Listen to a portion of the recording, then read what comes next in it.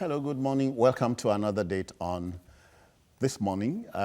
It's the 40th day of the year 2018, and so the year is up to our knees already. This morning, Ibrahim Magu, the EFCC, and the politics of a Senate confirmation. Now, 2 weeks or so ago, an Abuja division of the Federal High Court ruled that the refusal of the Senate to confirm acting chairman of the EFCC was consistent with the laws of the Federal Republic. Justice John Soho insisted that the Red Chamber was right in turning down Mr. President on the question of confirming Ibrahim Magu as substantive boss of the anti-graft agency.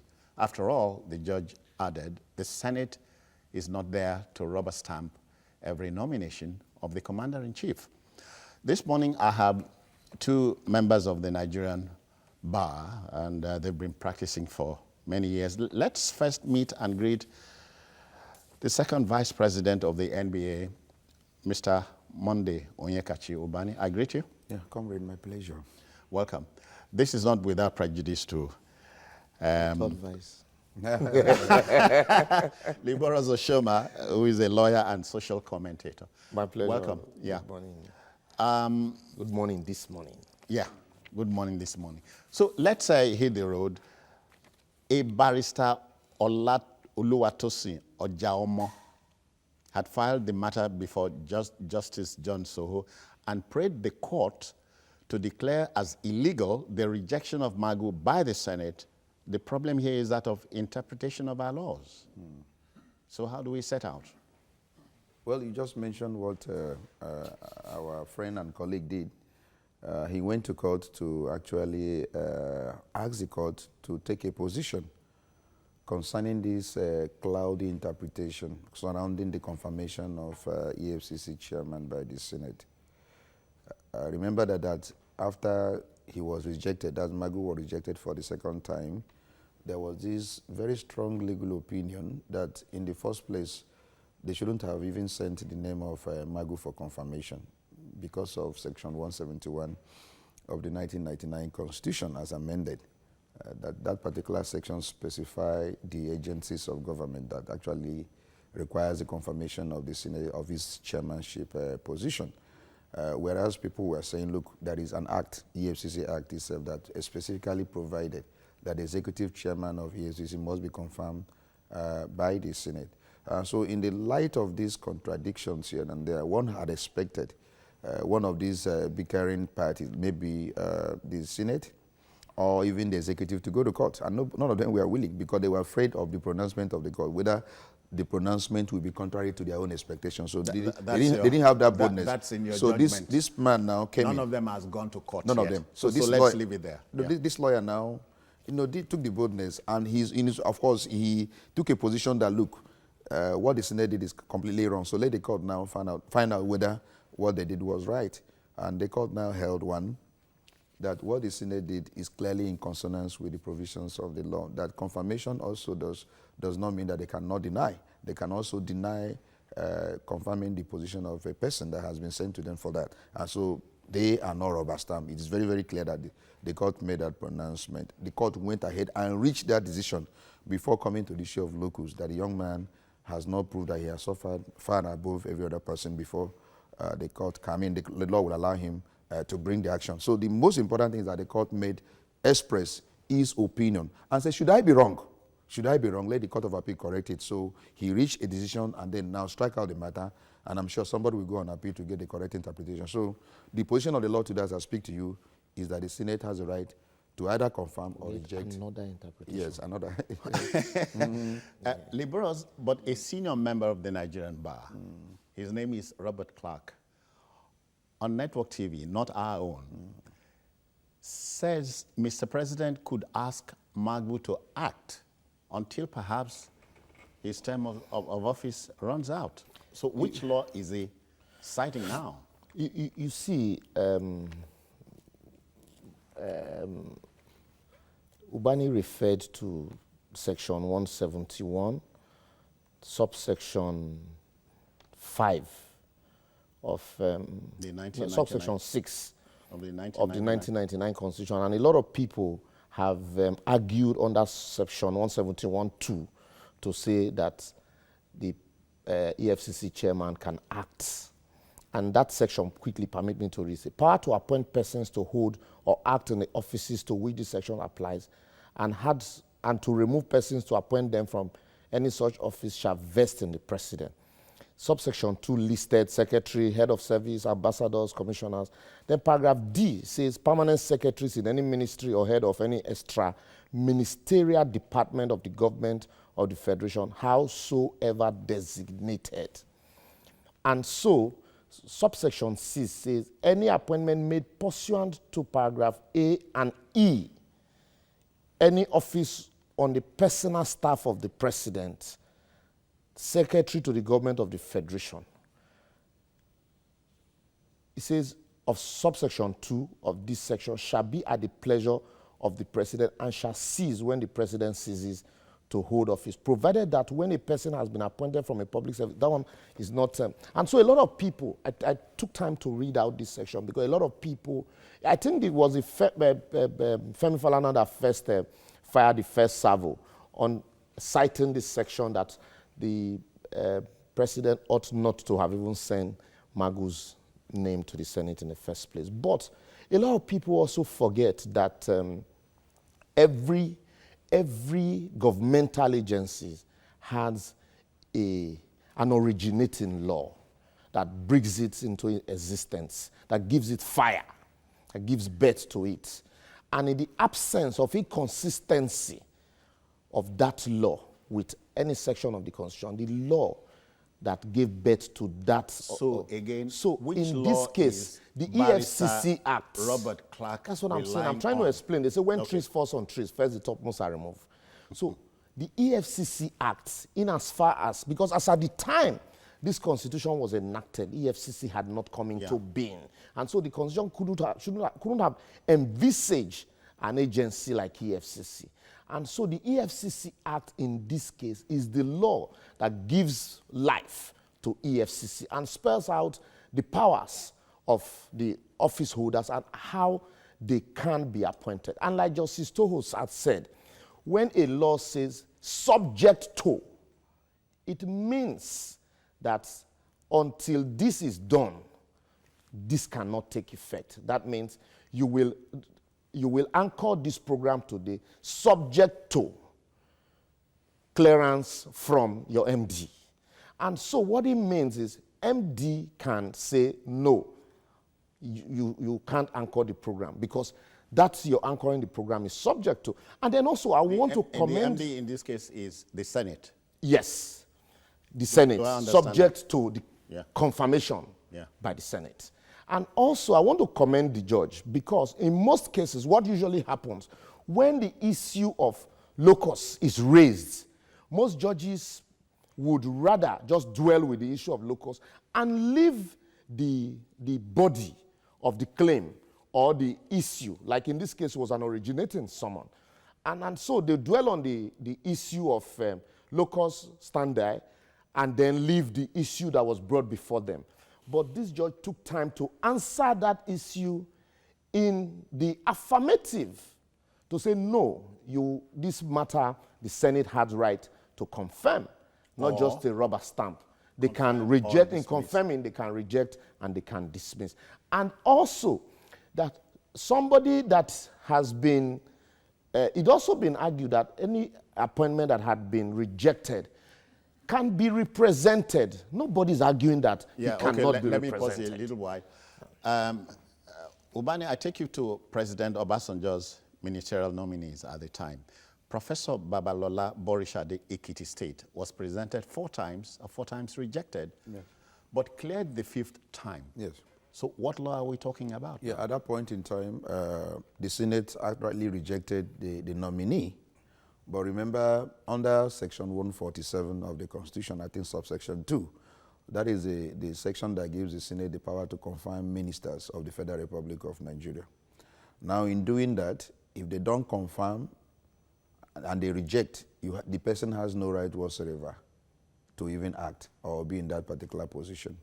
Just like that minister you've mentioned, for those 4 times he was rejected, we didn't hear that the minister was in an acting capacity. It was not there was no acting minister. Yeah, but there's I'm no coming act. now, sir. No. Yeah. Like the EFCC Act, there's no ministerial act. There is no ministerial act, but the office of the ministers are created by the Constitution. Now, the data of EFCC chairman is created by the EFCC Act 2004, which he has quoted. The act itself, go and search from section 1 to the last. There is no place you have a provision for acting for the chairman of EFCC. Section 2, subsection 3 of the EFCC Act 2004, as amended, says anytime the president wants to appoint the chairman or other members of the board, except the ex-officio, they have to be confirmed. It's subject to the confirmation by the Senate. And so you have no right whatsoever to even in the first place have put him in acting capacity. But let's even assume, but not consider. But this man, our man is acting. Yeah, it's a dialogue. Let's even assume that you have a right to put somebody in an acting capacity because Section 11 of the Interpretation Act says whoever has a right to appoint also have a right to appoint somebody to be in acting capacity. Are you following me? You can put somebody in but it's only a stopgap. Yes, it's only a stopgap. Yeah. It's only a stopgap. Now, if that place is vacant and you have somebody to occupy pending the confirmation now in accordance with Section 2, subsection 3 of the Act, that person can be in an acting capacity. Now, if the body that's supposed... No, please be this is for the benefit of the man at the bus stop. Yes, sir. If now Mr. President decides to drop Magu, yes, until a new man is confirmed. That's right. What happens to the post? He has to put somebody in an acting capacity. That's what I'm saying. The law allows him to put somebody now, maybe Mr. B instead of A now, in an acting capacity, pending the confirmation of that position by the Senate as required by the law, Section 2, subsection 3. Are you following me, sir? Now, if that body that's supposed to confirm now rejects, then that person cannot remain in an acting capacity. Because it is subject for him to act, means that he has to be confirmed. Now that the body that's supposed to confirm that position is saying, no, I'm rejecting that position, rejecting that person. 2 times now. Beautiful. You have no right now to still keep him. Because but the EFCC... Can you represent him? You can represent him. You can represent him. But it's even wrong to keep on, unless you play the politics right. Now, for you representing somebody, it then means that you must have probably convinced the Senate, go through the diplomatic channel and all that. Do your homework. You don't just represent for representing sake, because the first time they did with Magu, one would have thought that the executive would have, played the politics that is involved. After all, your APC is controlling the Senate. You play the normal politics and get them convinced in order to convince, to confirm not ball. Playing ball may be a general statement that may be indicted. No, I'm not saying that. Lobbying is allowed in democracy. Now you play the normal politics in order to get your candidate because it's APC. Okay, use lobbying. Beautiful. It is a correct word. But unfortunately, the same executive now sent a report that is very indicting, that is very adverse to the candidate of the executive, because Magu is a candidate of the executive, pending confirmation by an arm of government. But there were 2 reports. We are talking about not one report. Yes. One report damned the guy, one exonerated him. Let's pigeonhole this discourse. When we even say the executive... Don't throw away the report. Yes, I agree with you. That's what I'm going to. Yeah. When we say the executive, it makes it look, too big. The presidency. Okay. Submitted a name for a candidate. At least an arm of the presidency. Yes. And then the presidency, because, mind you, by that Section 2 of the EFCC Act, the DG DSS is a member of the board of the EFCC. Both reports to the presidency. No, the president. Yeah, the president and the office of the presidency. And so, one would have expected, till date, we have not heard that somebody in DSS had been queried or fired, or that the DSS is disputing that first report that was written was not true. And so... but there was a second letter from the... Please add that. Yes, that's what I'm saying. So, and also for the Senate... I'm coming. There was a second letter from the DSS. From the DSS. Yeah.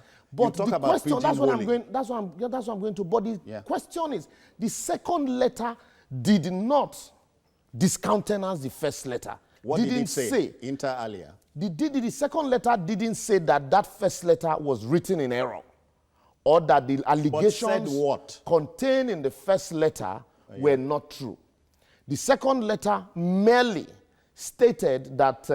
merely your word? Yes, my word. Merely stated that there were no allegations, or that the allegations had not been, they had not been confirmed, established, or investigation had not been concluded in the allegations. And so did not exonerate or clear. What you have at play here... Hold on. You know, I am playing the devil's advocate. Yes, I Since agree both of you are on the same side of the fence. I don't know how you arrive at that. No, I don't know how you arrive at that conclusion. I'm listening to your submission. No, what we are doing here is unraveling the law. So not the facts now. It is the law. your interpretation, not the court now. No, but subject this court, to the pronouncement of the court. Yes. The court has made a pronouncement. And so, on that issue, one would have expected that the presidency should have, you know, if it like Ubani has said, set up, even if it's a committee, before you represent, you set up an in-house committee to look at all of these issues that were raised by the DSS and find a way of addressing them and then coming up with one substantive report. Liberals, it has not, just hold on, Ubani, it has not done that. Why do we then jump to conclusions? What conclusion now? That the man does not fit the bill. No, not we. It's not we. It's not us. Okay. No. We don't even have that right. We are talking about a body that the Constitution has empowered to look at the issue of confirming somebody who is going to occupy a position of an agency, and that is EFCC. And the Act says he must be confirmed by the Senate. And the Senate now came out with a report. Remember that there was a report. And that report, the final report, is that they have rejected the confirmation of Magu's appointment as a chairman. Now, even at that time, some of us also on radio, you know, I do analysis for Radio Continental, and I made that position. I said, look, in the light of the fact that most of these members of the House have an issue with Magu in terms of investigation of their criminal acts and all that, maybe that could be the reason why let Magu remain there in acting capacity, pending any time they will go to court for a pronouncement. Because when issues like this happen between two arms of government, there is one arm of government that actually clears the cloud, and that is the judiciary. It comes to interpret. Now that is issue of interpretation. Section 171 of the Constitution is an issue. Section 2, subsection 3 of EFCC is an issue. Now, all of people are interpreting it wrongly. Can that arm now clarify the position? I was waiting for that. And lo and behold, this Oluwatosin, you just mentioned, now went to court. And Justice Shaw now clarified the position of the law. That the Senate is not a rubber stamp. That any time the president submits a name, they either confirm or and they have rejected. They are not rubber stamp. So it was that pronouncement I was waiting for in order for me now to take a position. And I'm taking a position now, sir. Yes, sir. Okay. I'm taking a position now that if the law court has made a pronouncement that the section 171 that a particular school of thought, you know, was propounding does not apply here. The position today is that the chairman... But it is in the statute books. Yes. Section 171. Sorry, quickly. The law is what the court says it is. Yeah. Until... if it's only when... That is why when lawyers talk, they will tell you, as decided by the court, in the case of Adebisi and the Senate, that is the ratio.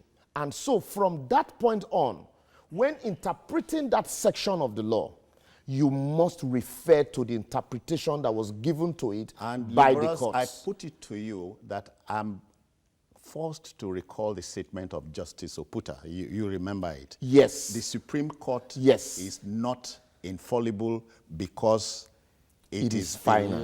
It is final. But they are final because they are infallible. And so what it means is, look, we are human. And they are infallible because they are final. Yes. They are infallible because they are final. Yes. They are not infallible because they are they are not final because they are infallible. They are infallible because they are final. What it means is that, look, we are not final because we don't make mistakes. We make mistakes because also. We know it all. Yeah. But no, not because we know it all. We are not final because we know it all. We can also make mistakes. But we don't make mistakes because we are final. And so what it means, whatever we say is the law remains the law until set aside by either a higher court or the same Supreme Court. So in as far as this case is concerned, a court has said that the position of the law in interpreting this law, when it comes to, when a law says subject to confirmation of the Senate, what it means is that the Senate can reject or approve.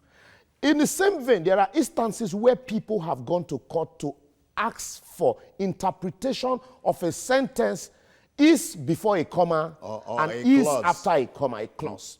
And so the court says when you have a comma before is, it means it might change the entire gamut or the interpretation to be given to that clause. In this particular case. And so in this case, the court has said that once you have that clause, what it means that the Senate cannot be treated, and Senate also had consistently maintained that they cannot be treated as a rubber stamp. And if given the power to clear, they should also look into, details and then come out with their own position. And so in all of these statute books, there's no provision that this acting brouhaha has to do with the office of chairman of the EFCC.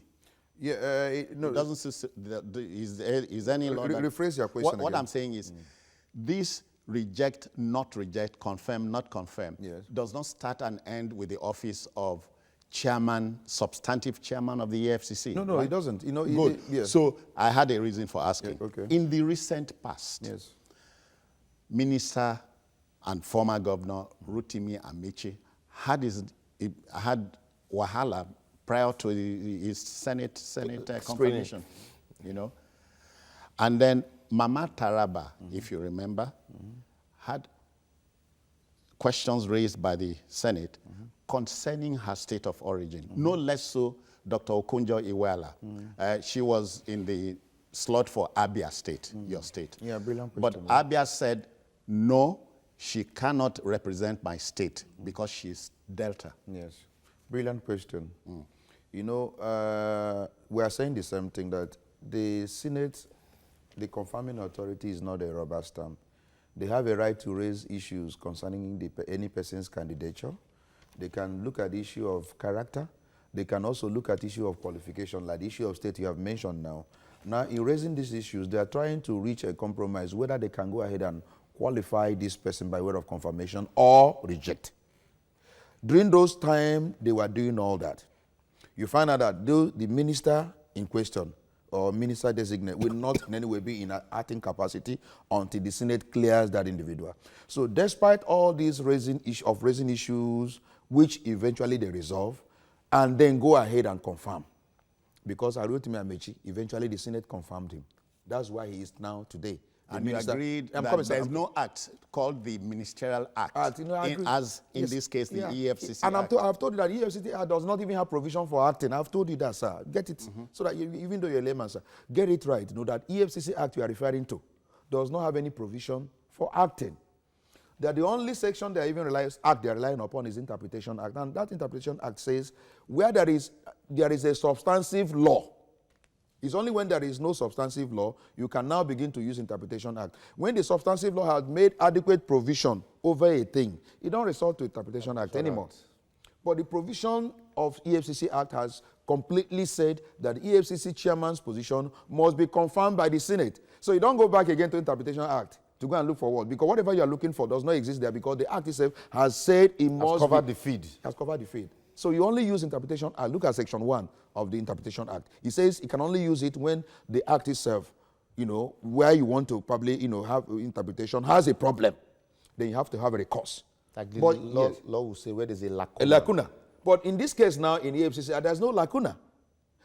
Assuming, but sir, why? Because he has said what's supposed to obtain to the chairmanship position of EFCC. He says it must be subject to confirmation by, no, it didn't say even reject. It says subject to confirmation. And that confirmation means either acceptance or rejection. That's what it means. It has been interpreted in various courts, So, sir, there is no need for you now to begin to now talk about interpretation. But let's even assume, sir, assuming but not even considering, that you can put somebody in a yes, in an acting capacity, sir.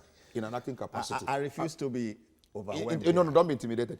I cannot be. It is I cannot be. assuming you put somebody in an act because there is a stopgap measure. If you now have sent that person now for confirmation as required by law, and that body that's supposed to confirm says no, that person is not the same. You no longer put him in, because if you are doing that, you are breaching all the known laws. You are breaching the EFCC Act, you are even breaching the Interpretation Act, you are even breaching the Constitution, so there is no reason for that, I will tell you about Magu as a person now. When you finish, when you come back, I'll now talk about him as a person. Liboro's day before yesterday, Magu was before the House of Reps defending his job. How much have you recovered? That's a man acting, and that's a man that was rejected by the Senate, but he's doing the work. Does it make sense here? You see, do you understand my jargon? Yes, I do. To create super institutions, we need superhuman beings. But in creating these superhuman beings, we also had to, create them in line with the laid down laws of the land. And so to that extent, it's Magu's turn now. It can be anybody's turn. It can be Citizen Jones, it can be Bani, it can be anybody. Also seated at the House of Rep, reeling out figures. And so I wouldn't want to see reeling out figures. He was asked. Defending his position. Yeah. I wouldn't want to see it from the point of view of, it must be Magu for this job. Yes, he's been acting, but we've looked at... Don't twist this thing. No, I am saying, even though his position as acting chairman of the EFCC is contentious. Yes. We are saying the same... The Senate, what the Senate had done, the House of Reps... before us, he has defend your tour of duty vis-a-vis this particular, and he did. For that, what was in issue was not his office, per se. What was in issue was the job that he's been doing. I want you to persuade me. Yes. Yeah. What was in issue was not the issue of whether he should act or whether the Senate had the right. Didn't come up. That wasn't what was in issue. The issue was the job, and the job that the EFCC had been doing. And being, for the time being now, being the man at the helms of affair, the onus was on him to defend that office, to defend the job that they have been doing. And so it was appropriate. And then also, what the House of Rep has done is to show that in spite of the fact that they do not agree with the fact that he should continue to act, but that they are playing by the rule. Since he's there... They cannot grind governance. They cannot grind governance because of that. And so they have, in extending... America shut down the other day. Once in a while, but it must be with reason. I'm not... the House of Rep could have said that, look, we have rejected your nomination. The Senate has rejected your nomination, still remaining in office and affront on the Senate. And so if anybody from EFCC must appear before us, let it be somebody else. But they didn't do that. Yeah. And they requested EFCC. And for the time being, since the president had insisted that he must remain there, for the time being, the authority of the EFCC, irrespective of what the court has said, the authority of the EFCC still vests on him. And so to that extent, that was what he was doing at the House of Reps that day. As we speak, Ubani, Magu can defend what he does at the EFCC. Yeah, as he rightly pointed out, the House of Reps members may not want to stall governance. They may not have, because after all, they did it with, is it Otena, or Raroma Otena. The Senate that time did not approve of him, and of course, they didn't even approve his budget. They didn't even allow her to come to their decision. But the House of Reps is predominantly, APC. So they feel, let's not stall governance because of this issue. Let him come and defend he has defined his work. The government has still allowed him. Does not mean that it is legal. Yeah. But for governance to go on, let him come and let me now talk about Magu as a person. Apart from Nuhu Ribadu, who has occupied that position, Magu to me appears to be somebody who knows his onions. He's doing the job to the satisfaction of some of us. He's been there since he's been there. His personality, and even though sometimes there are some level of excesses, in carrying out that, but some of them, they are turning down. I was in EFCC recently, and I've seen there has been some changes, especially when courts has made a pronouncement, they begin to comply. If you want to be interviewed now, unlike before, they put video to video. They are doing things now that you can see that EFCC is actually improving. It complies with the administration of criminal justice. Magu to me is a very good guy. you know, he's fighting the this and another. But the point is that we need to state the law the way it is, because it is Magu today. It is this House of Senate tomorrow. I mean, today. It may be somebody else tomorrow. We must protect institutions, not individuals. If a constitution has given power, or a law has given power to an institution to act, for God's sake, let us not twist it. Let us not bend the law in order to suit our purpose. Let's state the law the way it is. Today, sir, the position of the law is that Magu's position should be confirmed by the Senate. And they have a right to reject. And if it is rejected, it is very wrong, sir. Let us say it for records here. It's very wrong if a court has made a pronouncement, because I was waiting for this pronouncement. It is very wrong to still keep Magu in acting. Let me finish, sir. Yeah.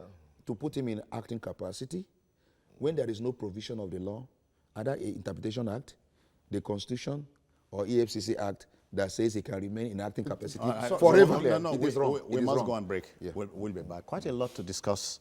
Ibrahim Magu, the EFCC, and the politics of a Senate confirmation. That's the talking point. Please don't go anywhere. We are back after this break.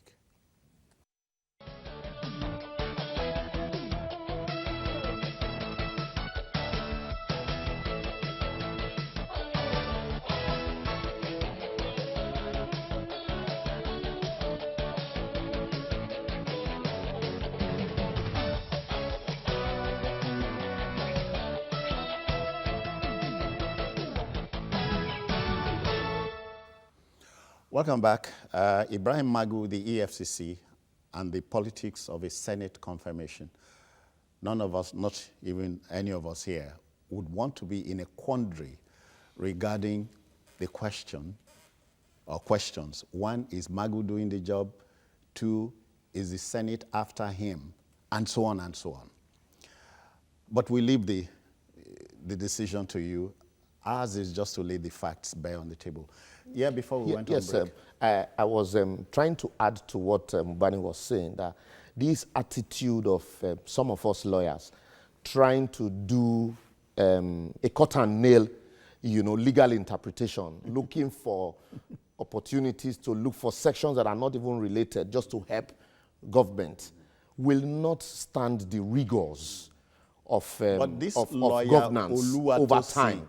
Ojaomo cited a section of the EFCC. That's what I am saying. Citing those sections. As a lawyer, that says what? Section 2(3). And what does it say? The Senate shall have the power to confirm. And so what his argument, before I come to this position, his argument was that what that section means is that once that nomination is sent to the Senate, all the Senate needs to do is just to rubber stamp. That's what his interpretation of that section says. And the court disagreed with him. And so quickly... Sorry, we are joined by the viewer now. Reverend Dominic is here. Good morning, sir. Good morning. Yeah. Stephen Jones. I greet you. Good morning, Paris Eze. Who is Eze here? Eze Ubani. Oh, is it Ubani? You are changing my name to Eze. And Libor, he say, okay, he call you Eze. Okay, Eze, okay. As a king. I call him the king of the law. Okay.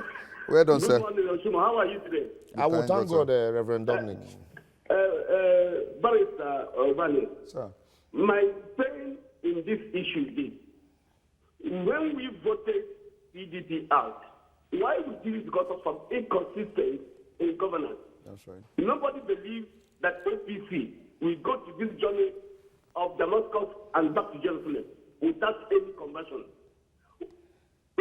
Magu is a good person, but among 180 million Nigerians, do you think we cannot get a man that could do the work and then do the politics well to confirm him, to avoid all this trouble? Who suffers? Not the Senate, not the politicians in power. The people that suffer here is Nigeria in quotes. Citizen Jones, myself, you. Can't we stop this, back and forth and find a new man? We must obey the law. If we get to a point in Nigeria where we cannot obey the law, it becomes what they call Banana Republic, God forbid. But we must obey the law. Okay. APC, let me go back to there. Can you imagine that the Senate president now confirmed that they have case to answer? He go to court and go back to Senate.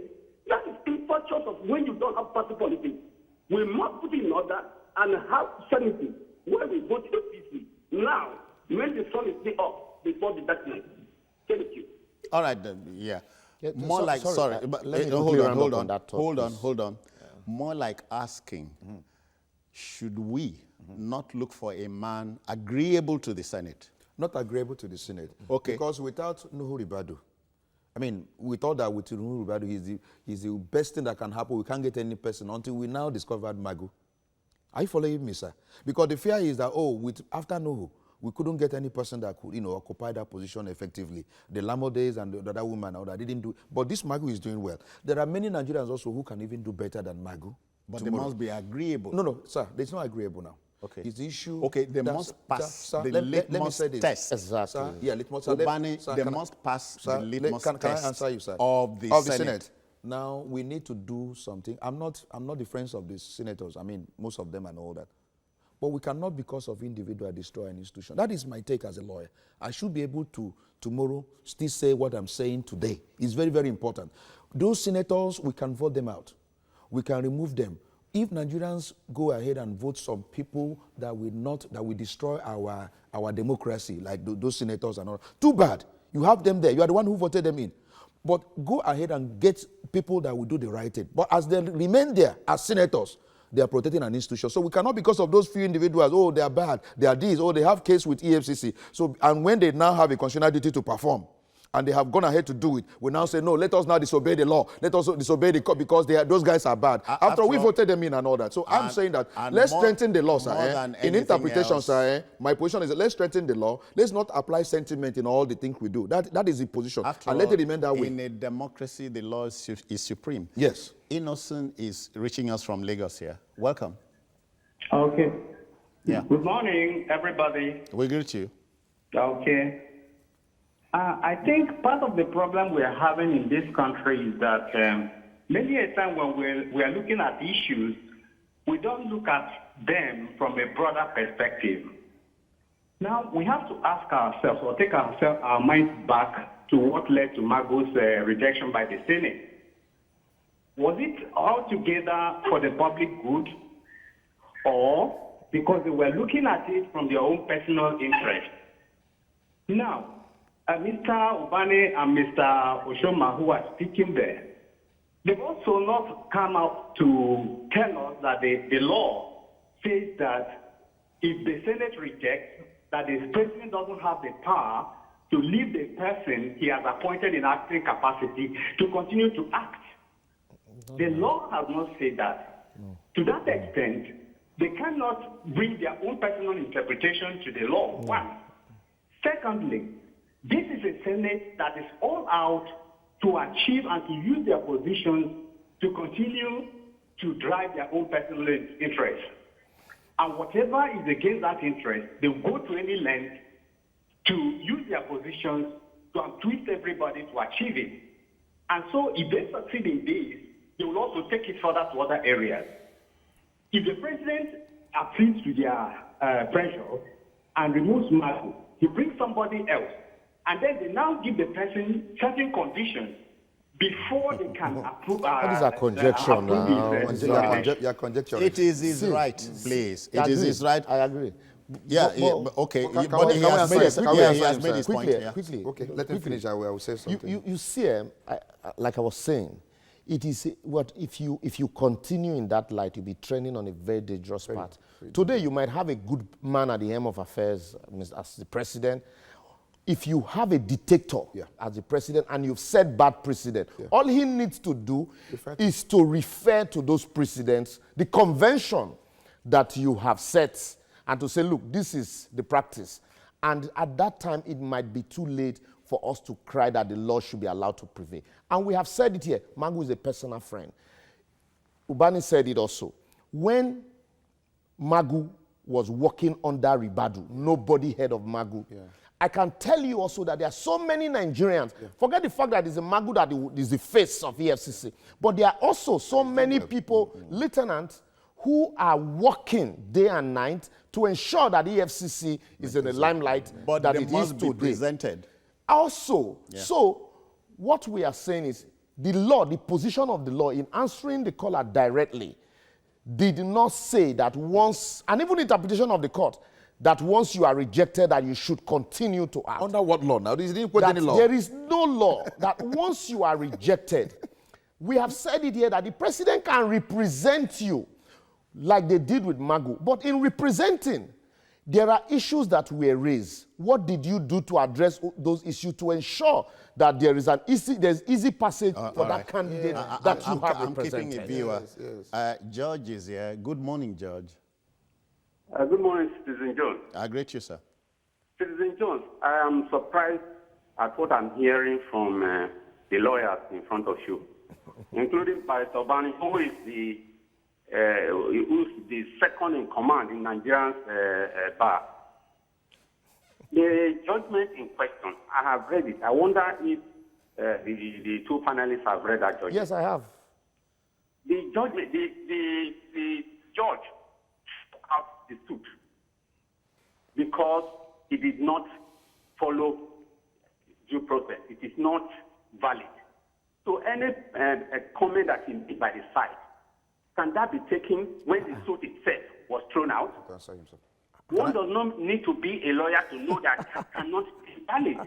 And what he was referring to was not specifically about EFCC.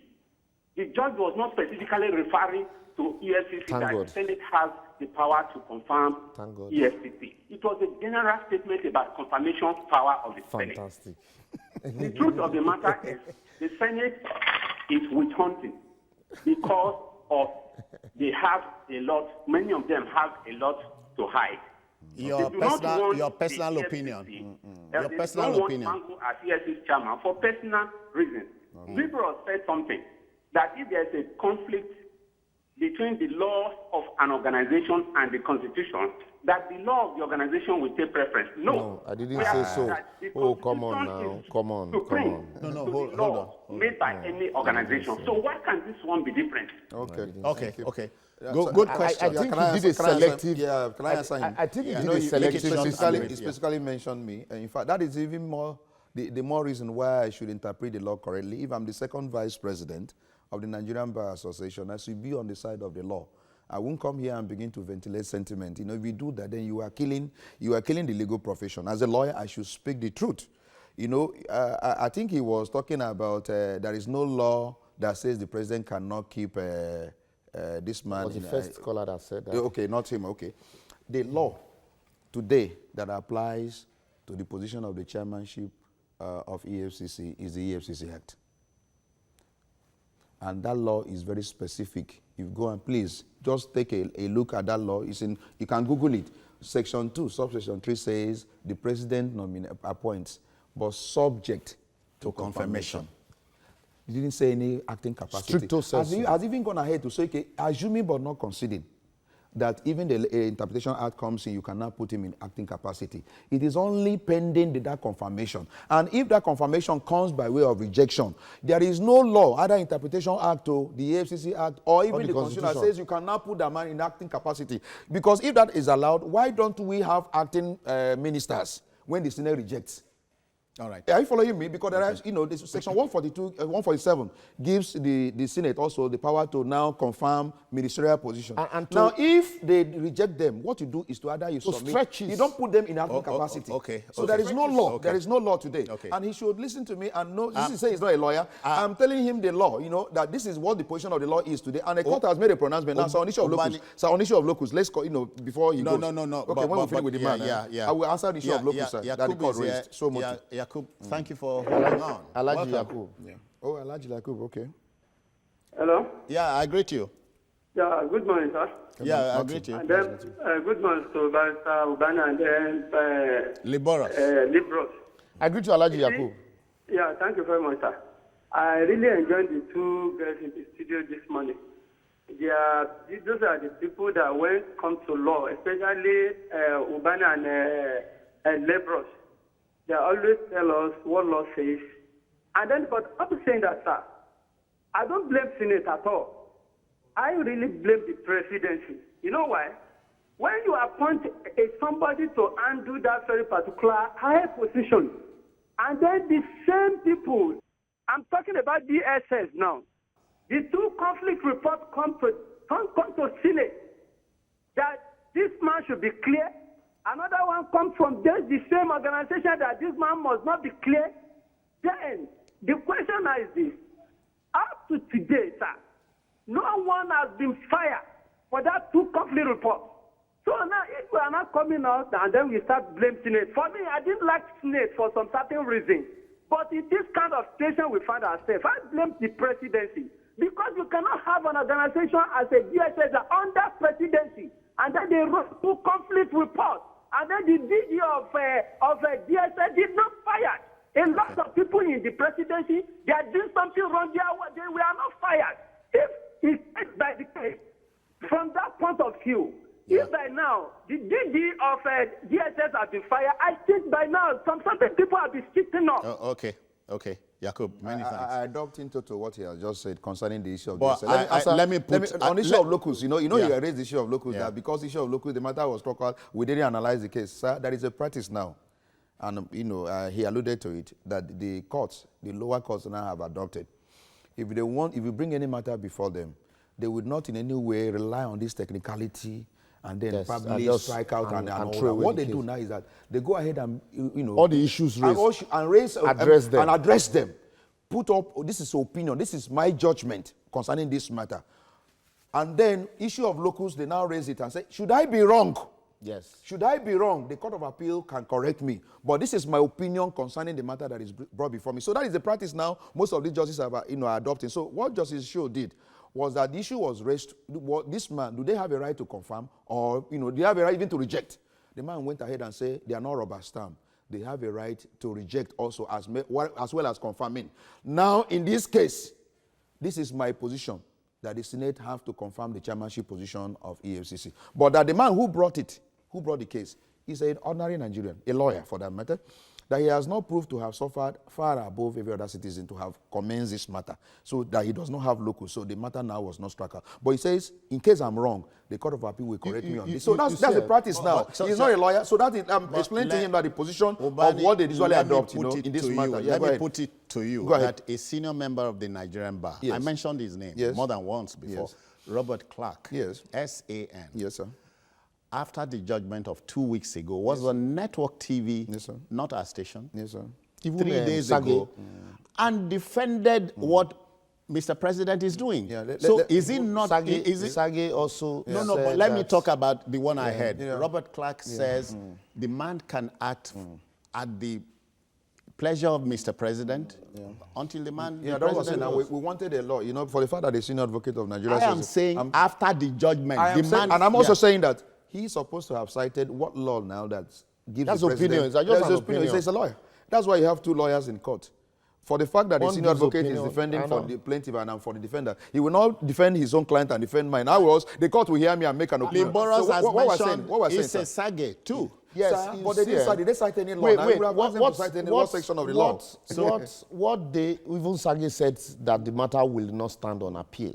But let's wait until the Court of Appeal makes a contrary pronouncement on it.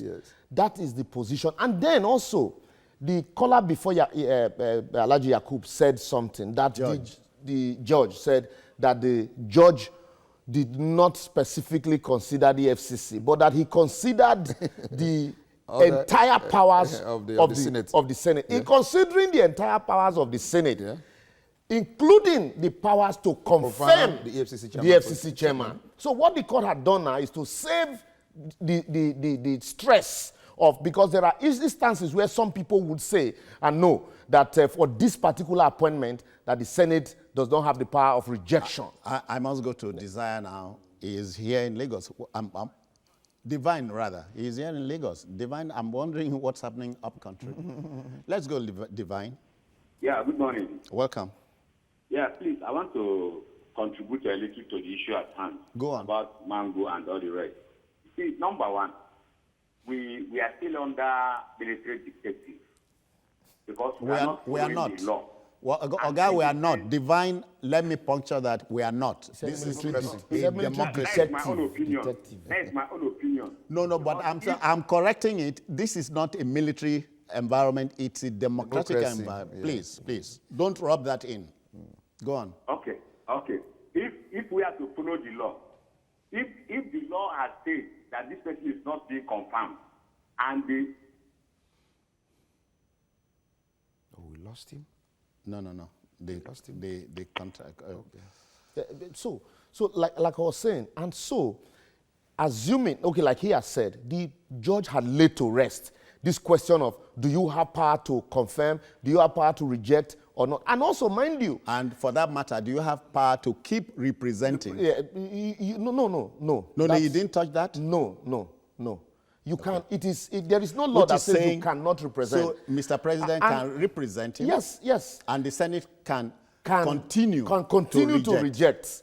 And so also, apart from that, there is also another burning issue that is before the court. Now, the court has not made a pronouncement on whether the Senate has powers to either add or remove from the budget as presented.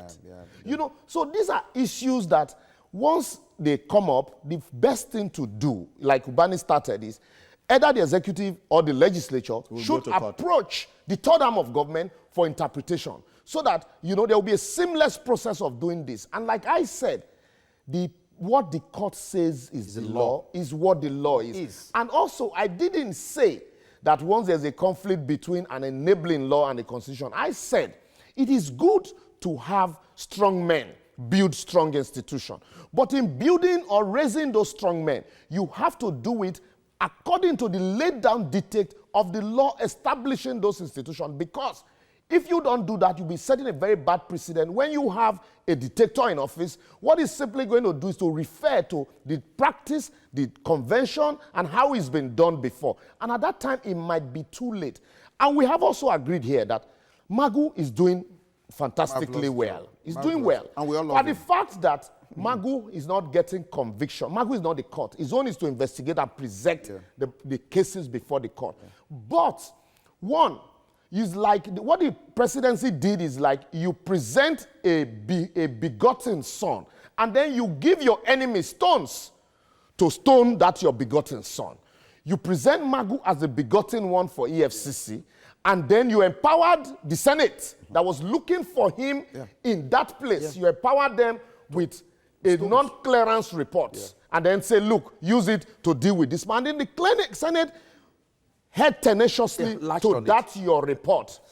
And we saw how Dino Melaya did a mindsmith of it, to say, look, but this is the reason. Don't always run away with it. There were two reports. That's what I am. Why in the first place would you generate two reports? Can I even correct quickly, let me round up there.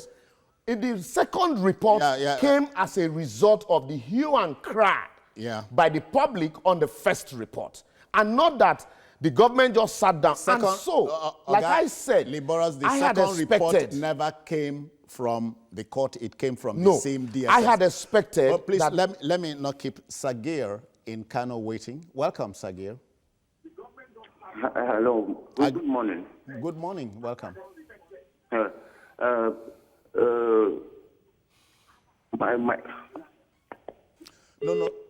Oh dear. So can I raise an issue, man? I'm writing an article. As you say so, you are winding down. I'm writing an article, and that article will come out today. On what? On issue of acting capacity of Magu. There is a Supreme Court decision in America. That decision was reached last year concerning whether somebody who's supposed to be confirmed by the legislative arm of government can be kept in an acting capacity. It was a man that was appointed, and because of the Republican, it's Obama, Republican-dominated Senate refused to confirm him, and Obama kept him in acting capacity for 4 months, and later had to replace him when they couldn't confirm.